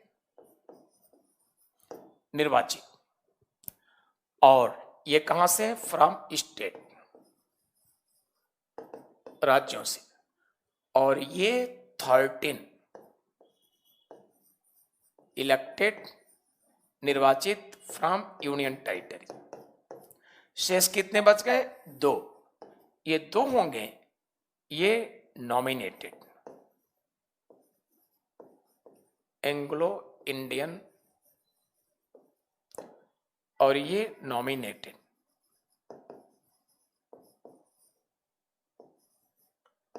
बाय प्रेसिडेंट, राष्ट्रपति के द्वारा मनोनीत, ये व्यवस्था है। तो आपसे क्वेश्चन पूछा जाएगा कि प्रेजेंट में कितने मेंबर होते हैं यूनियन टेरिटरी से, समझ गए, ओरिजिनली कितने मेंबर यानी मैक्सिमम में कितने मेंबर होते हैं ये भी समझ गए। तो इस प्रकार से ये व्यवस्था है। बट लोकसभा के मेंबर का इलेक्शन कैसे होता इसको समझिए। लोकसभा के मेंबर का इलेक्शन इस प्रकार से होता है, हम आप पब्लिक अपने अपने राज्यों में वोटिंग करते हैं। हम आप पब्लिक से मतलब ऐसी पब्लिक जिनका उम्र कितना हो 18 वर्ष या इनसे अधिक, तो इस अवस्था के पब्लिक हम लोग वोटिंग करते हैं। डायरेक्ट किसके लिए? ये करते हैं मेंबर्स ऑफ लोकसभा, इनके लिए मेंबर्स ऑफ लोकसभा। आप लोग बताइए क्या लोकसभा के मेंबर के इलेक्शन में पब्लिक इनडायरेक्ट भाग लेती है या डायरेक्ट? तो इस प्रकार से आप निश्चित रूप से कहेंगे कि डायरेक्ट भाग लेती है। क्लियर? तो इस प्रकार से आप कहेंगे निश्चित रूप से कि ये डायरेक्ट भाग लेती है, अर्थात लोकसभा के मेंबर जो होते हैं डायरेक्ट इलेक्टेड होते हैं और राज्यसभा के मेंबर इनडायरेक्ट इलेक्टेड होते हैं। समझ गए होंगे? तो इस प्रकार से ये व्यवस्था दिया गया है, और इसी के पास देखा जाए तो इस प्रकार से देखा जाए ये व्यवस्था दिया गया। और कोई डाउट किसी का? बोलिए, और किसी का कोई डाउट? तो इसी के साथ आज टाइम हो गया है, आज का क्लास हम यही स्टॉप करते हैं। और इसी के साथ हम लोग नेक्स्ट बातें करेंगे, अगले क्लास में शुरू करेंगे। आज का क्लास यहीं स्टॉप करते हैं। Thank you, goodbye and take care.